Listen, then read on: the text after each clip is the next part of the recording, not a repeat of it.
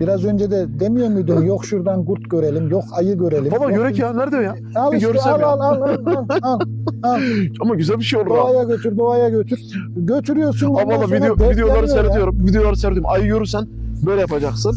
Tamam mı? Lan onların hepsi hikaye. Ayıyı gördün mü var ya. Bilmiyorum yani sonun ne. Acaba ayı görünce böyle yapınca ne oluyor ki? Ayı bana yaklaşır, ben hemen kaçarım. Dayanamam. Orada var ya, Ayının tonajına aldanıp da sakın öyle bir haltlar etmeye çalışma. Vallahi doğru. Göz göze gelme. göz göze gelmem. Mümkünse ses çıkarmadan sıvış. Doğru. Senin farkına vararsa eyvah eyvah. Sen bittin. Valla ben en son bir yerde şarkı söylediler. Söyledim. En son sağ tarafta araba durduğunu duydum, hissettim. Seni indiriyorlardı aşağıya. Baba iner misin dediler.